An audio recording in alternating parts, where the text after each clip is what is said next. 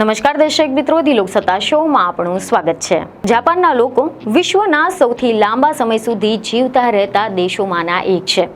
તાજેતરમાં જ એવા મીડિયા પર અહેવાલો સામે આવ્યા કે જાપાન સરકારે એવી જાહેરાત કરી હતી કે દેશમાં 100 કે તેનાથી વધુ ઉંમરના લોકોની સંખ્યા લગભગ 1 લાખ છે, જે એક રેકોર્ડ છે। આ સતત 55મું વર્ષ છે જ્યારે આ નવો રેકોર્ડ બનાવ્યો હોય। આરોગ્ય મંત્રાલયે શુક્રવારે આ અંગે જાણકારી આપી હતી કે સપ્ટેમ્બરમાં જાપાનમાં 100 વર્ષની ઉંમરે પહોંચેલા લોકોની સંખ્યા 99,763 હતી। આમાં મહિલાઓની સંખ્યા સૌથી વધુ 88% છે। આ અંગે એવા અહેવાલ છે કે આરોગ્ય મંત્રી તાકામારો ફુકુઓકાએ 87,784 મહિલાઓ જ્યારે 11,979 જેટલા પુરુષોને તેમના લાંબા આયુષ્ય બદલ અભિનંદન પાઠવ્યા હતા। તેમણે કહ્યું કે સમાજના વિકાસના ઘણા વર્ષોના યોગદાન બદલ કૃતજ્ઞતા વ્યક્ત કરી હતી।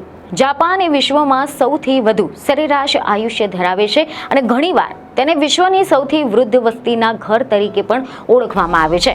જો કે કેટલાક અભ્યાસો અનુસાર સમગ્ર વિશ્વમાં 100 વર્ષ કે તેનાથી વધુ ઉંમરના લોકોની વાસ્તવિકતા સંખ્યા અંગે પણ વિવાદ ઊભો થયેલો છે, કારણ કે જાપાન એ સૌથી ઝડપથી વૃદ્ધ થતા સમાજોમાંના એક તરીકે પણ ઓળખવા લાગ્યું છે કે જ્યાં રહેવાસીઓ ઘણીવાર આરોગ્યપ્રદ ખોરાક ખાય છે પરંતુ જન્મ દર ખૂબ જ ઓછો છે। જાપાનમાં સૌથી વૃદ્ધ વ્યક્તિ શિકાગો ધરાવે છે કે જે નારા શહેરના ઉપનગર યામાતો કોરિયાનામાં જે 114 વર્ષીય મહિલા છે, જ્યારે સૌથી વૃદ્ધ પુરુષ કિયોતાકા મિઝુનોનો છે કે જે દરિયાકાંઠાના શહેર ઇટાવાના 111 વર્ષીય પુરુષ છે। આંકડા સપ્ટેમ્બરની 15 તારીખના છે, જ્યાં જાપાનના વરિષ્ઠ નાગરિક દિવસના રોજ જાહેર કરવામાં આવ્યા છે। તે જ દિવસે દેશમાં રાષ્ટ્રીય રજા હોય છે અને 100 વર્ષની ઉંમરના નવા લોકોને વડાપ્રધાન તરફથી અભિનંદન પત્ર અને ચાંદીનો કપ આપવામાં આવે છે। મીડિયા રિપોર્ટ અનુસાર એવી માહિતી મળી રહી છે કે ત્યાંના આરોગ્ય મંત્રાલયના જણાવ્યા પ્રમાણે આ વર્ષે 52,310 લોકો તેને પાત્ર હતા। 1960ના દાયકા સુધી જાપાનમાં તેની કુલ વસ્તીમાં 100 વર્ષથી વધુ ઉંમરના લોકોની સંખ્યા કોઈ પણ G7 દેશ કરતાં સૌથી ઓછી હતી, પરંતુ એના પછીના દાયકાઓમાં આમાં નોંધપાત્ર ફેરફાર જોવા મળ્યો। 1963માં જ્યારે જાપાન સરકારે 100 વર્ષ કે તેનાથી વધુ ઉંમરના લોકોનો સર્વે શરૂ કર્યો ત્યારે આ સંખ્યા ફક્ત 153 હતી। આંકડો વર્ષ 1981માં વધીને 1,000 અને 1998માં 10,000 થઈ ગયો હતો। ત્યારે હવે પ્રશ્ન એ થઈ રહ્યો છે કે આખરે 100 વર્ષની જિંદગીનું આ લોકોનું રહસ્ય શું છે? તેવું કહેવાય છે કે ત્યાંના લોકોનો આહાર આ રહસ્યનો મુખ્ય ભાગ હોઈ શકે છે, કારણ કે જાપાનીઝ આહાર એ માત્ર સ્વાદિષ્ટ જ નથી હોતા, પરંતુ તેમના સ્વાસ્થ્ય અને આયુષ્ય માટે પણ ખૂબ જ ફાયદાકારક હોય છે। તો ચાલો જાણીએ કે જાપાની લોકો એવું તો શું ખાય છે કે જે તેમને 100 વર્ષની વધુની ઉંમર જીવવા માટે મદદ કરે છે। તો જાપાનીઝ આહારમાં ઘણા બધા ઘટકો હોય છે કે જે તેમના સ્વાસ્થ્ય અને આયુષ્ય માટે ઘણા બધા ફાયદાકારક હોય છે। આમાં કેટલાક મુખ્ય ઘટકો છે, જેમ કે માછલી અને સી ફૂડ। જાપાનીઝ લોકો છે તે ઘણી બધી માછલી અને સી ફૂડનો આરોગતા હોય છે કે જે ઓમેગા 3 ફેટી એસિડથી ભરપૂર હોય છે। આ તેમના હૃદયના સ્વાસ્થ્ય માટે ખૂબ જ ફાયદાકારક કહેવાય છે। આ સિવાય જાપાનીઝ આહારમાં ટોફુ, મિસો અને સોયા સોસ જેવા સોયા ઉત્પાદનોનો ઉપયોગ કરવામાં આવે છે અને આ ઉત્પાદનો પ્રોટીન અને એન્ટીઓક્સિડન્ટથી ભરપૂર હોય છે। તેમજ જાપાનીઝ લોકો ઘણી બધી વખત ગ્રીન ટીનું પણ સેવન કરતા હોય છે કે જે એન્ટીઓક્સિડન્ટ અને અન્ય પોષક તત્વોથી ભરપૂર હોય છે। આ તેમના સ્વાસ્થ્ય માટે ખૂબ જ ફાયદાકારક હોય છે। તેમજ જાપાનીઝ આહારમાં ચોખા અને નૂડલ્સનો પણ ભારે ઉપયોગ થતો હોય છે, જે કાર્બોહાઈડ્રેટ્સના સારા સ્ત્રોત કહેવાય છે। આ ઉપરાંત જાપાની આહારમાં વિવિધ પ્રકારના શાકભાજી અને ફળોનો પણ સમાવેશ કરવામાં આવે છે કે જે વિટામિન અને ખનિજોથી ભરપૂર હોય છે। જોકે આ પ્રકારના જાપાનીઝ આહારમાં ઘણા બધા સ્વાસ્થ્યના લાભો પણ થાય છે, જેમાંના મુખ્ય છે જેમ કે જાપાની આહારમાં ઓમેગા 3 ફેટી એસિડ અને અન્ય પોષક તત્વોથી ભરપૂર હોય છે કે જે હૃદયના સ્વાસ્થ્ય માટે ખૂબ જ ફાયદાકારક કહેવાય છે। તેમજ જાપાનીઝ આહારમાં એન્ટીઓક્સિડન્ટ અને અન્ય પોષક તત્વોથી ભરપૂર છે કે જે કેન્સરને રોકવામાં પણ મદદ કરે છે। જાપાની આહાર વિવિધ પોષક તત્વોથી ભરપૂર હોય છે કે જે આયુષ્ય માટે ફાયદાકારક હોય છે।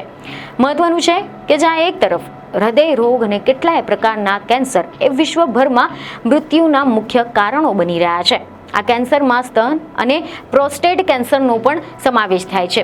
જે દેશમાં મૃત્યુ દર ઓછો હોય છે અથવા તો આ રોગોનો વ્યાપ ઓછો હોય છે ત્યાં આયુષ્ય વધારે હોય તેવું માનવામાં આવે છે। ત્યારે આવામાં એવા અહેવાલો સામે આવ્યા છે કે જાપાનમાં સ્થૂળતાનો દર ખૂબ જ ઓછો છે કે જે આ બંને રોગોનું મુખ્ય કારણ છે. વધુમાં ઓછું જે રેડ મીટ અને વધારે માછલીઓ તેમજ શાકભાજીનો જે આહારનો ઉપયોગ થતો હોય છે તે પણ આનું મુખ્ય કારણ છે. ખાસ કરીને સ્ત્રીઓમાં સ્થૂળતાનો દર ઓછો છે, જેના કારણે પણ જાપાનની સ્ત્રીઓનું આયુષ્ય તેમના પુરુષ સમકક્ષો કરતાં વધુ લાંબુ જોવા મળે છે. તેમજ વિશ્વભરમાં ખાંડ અને મીઠાનું સેવન પણ વધી ગયું છે, જેથી જાપાને એક અલગ અભિગમ અપનાવ્યો છે. જાપાને પબ્લિક હેલ્થ મેસેજ આપીને લોકોને મીઠાનું સેવન ઘટાડવા માટે સમજાવ્યા હતા. પરંતુ આ વાત એ ફક્ત ખોરાકની નથી. જાપાનના વૃદ્ધ લોકો તેમના બાકીના જીવન દરમિયાન સક્રિય રહેવાનું વધુ પસંદ કરે છે. તેઓ અમેરિકા અને યુરોપના વૃદ્ધ લોકો કરતાં પણ વધુ ચાલે છે અને જાહેર પરિવહનનો ઉપયોગ કરે છે. તમે જણાવી દઈએ કે મીડિયામાંથી એવા રિપોર્ટ મળી રહ્યા છે કે રેડિયો ટાઈસો એક ગ્રુપ જે એક્સરસાઇઝ 1928થી જાપાની સંસ્કૃતિનો એક ભાગ છે. તે સમુદાયની ભાવના તેમજ જાહેર આરોગ્યને પ્રોત્સાહન આપવા માટે બનાવવામાં આવી હતી. અને આ 3 મિનિટની જે કસરત છે તે દિનચર્યા ટીવી પર પ્રસારિત થતી હોય છે અને દેશભરમાં નાના ગ્રુપોમાં પ્રેક્ટિસ પણ કરાવવામાં આવે છે. જોકે ઘણા બધા અભ્યાસોએ 100 વર્ષથી વધુ ઉંમરના લોકોની વૈશ્વિક સંખ્યાઓની માન્યતા પર અનેક પ્રકારના સવાલો પણ ઉઠાવ્યા છે. તેઓનું માનવું છે કે આંકડાકીય ભૂલો એ અવિશ્વસનીય જાહેર રેકોર્ડ અને જન્મ પ્રમાણપત્રોના અભાવના કારણે આ સંખ્યા અલગ હોઈ શકે છે. તમે જણાવી દઈએ કે જાપાનમાં વર્ષ 2010માં કૌટુંબિક રજિસ્ટરના સરકારી ઓડિટમાં 2,30,000થી વધુ લોકોના નામ મળી આવ્યા હતા કે જેમની ઉંમર 100 વર્ષ કે તેનાથી વધુ હોવાનું નોંધાયું હતું, પરંતુ તેમના અંગે કોઈ પણ જાણકારી મળી ન હતી. આમાંથી કેટલાક લોકો દાયકાઓ પહેલા જ જીવ ગુમાવી ચૂક્યા હતા, જ્યારે કેટલાક પરિવારજનોએ પેન્શન માટે તેમના વૃદ્ધ સંબંધીઓને મૃત જાહેર કર્યા ન હતા. આ કારણે રેકોર્ડમાં ગડબડ થઈ ગઈ હોવાની શંકા છે.